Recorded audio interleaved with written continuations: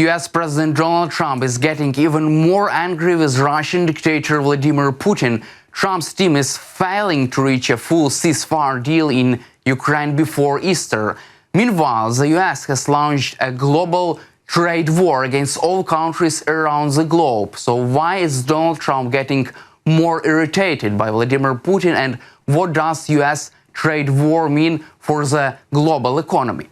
US President Donald Trump said he wants to see Russian dictator Putin to make a deal to end the war in Ukraine, again saying he would impose secondary tariffs on Russian oil if necessary. The head of the White House noted that he wants Putin to make the deal so that we stop the killing of Russian soldiers, Ukrainian soldiers and other people. Quote, "I want to make sure that he sees through it, and I think he will. I don't want to go to secondary tariffs on his oil, but I think, that's what I would do if I saw he wasn't doing his job. I did it with Venezuela." Trump also reiterated his disappointment with Ukraine over the rare earth deal, saying Kyiv was refusing to abide by the agreed upon terms. However, it is a lie, as President Zelensky is ready to sign a deal, but on appropriate for Ukraine terms. At the same time, senior Trump's administration officials have begun to acknowledge in recent days that the United States may not reach a peace deal on Ukraine in the next few months, according to Reuters. Trump's officials are developing new plans to pressure both Kyiv and Moscow. Trump and his advisors had set a goal of achieving a full ceasefire by April or May, and they hope to conclude a long-term peace agreement in the upcoming months. But none of these agreements look close. For the first time, Trump's officials have become increasingly disappointed in Russia. In a series of meetings and calls over the weekend, White House and State Department officials acknowledge that Putin is actively resisting efforts to broker a lasting peace deal. They discussed what economic or diplomatic sanctions, if any, could push Russia to make a deal. The growing anger toward Russia, including from President Trump, marks a shift in the administration's internal debate about Russia's willingness to negotiate. Trump has said for weeks that he trusts the Russian dictator and that he believes Putin is committed to peace, but in recent days the White House has grown wary of Putin's intentions. However, Trump continues to publicly demonstrate his belief that Putin would like to end the war. Meanwhile, Donald Trump's inner circle is advising him not to talk to Vladimir Putin until he commits to a full ceasefire in Ukraine, according to NBC News. Telephone conversation between Trump and Putin has not been planned. However, administration officials warn that Trump may suddenly decide to talk to Putin. At the same time, they noted that the United States president was advised not to call Putin until he gives the White House his green light to a full ceasefire in the war. On Sunday, Trump told NBC News that he plans to talk to Putin in the recent week. He also said that he was very angry with Putin for his statements about a transitional government in Ukraine and threatened to impose large-scale secondary tariffs on Russian oil. At the same time, US Senators Richard Blumenthal and Lindsey Graham, led by 50 of their colleagues, have introduced primary and secondary sanctions against Russia and actors supporting Russia's aggression in Ukraine.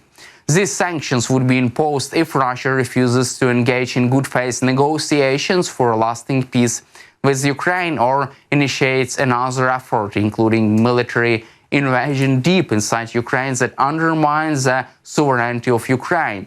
The legislation also imposed a 500% tariff on imported goods from countries that buy Russian oil, gas, uranium and other products. Quote, "We are pleased to announce that we have received overwhelming bipartisan support for our primary and secondary sanctions legislation against Russia.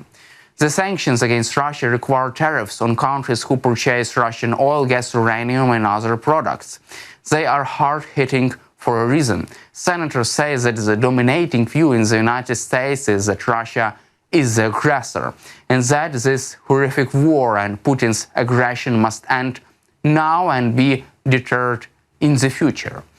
Also, Supreme Allied Commander Europe, American General Christopher Cavoli has provided his assessment of the state of the war in Ukraine. He does not believe that Ukraine is doomed to lose the war. In response to question of whether Ukrainians are doomed to defeat, he replied no. Quote, "There is nothing inevitable in the war, and the Ukrainians are now in very strong defensive positions and are slowly improving their ability to generate force." At the same time, he admitted that now it is difficult to imagine a large Ukrainian offensive that would clear every square inch of Ukrainian territory. Quote, "But it is equally difficult to imagine that Ukraine will collapse and lose this conflict. I do not think that Ukrainian defeat is inevitable." Cavoli is convinced. He also agreed that the Ukrainian army has evolved from a soldier with a rifle to a truly serious modern military force.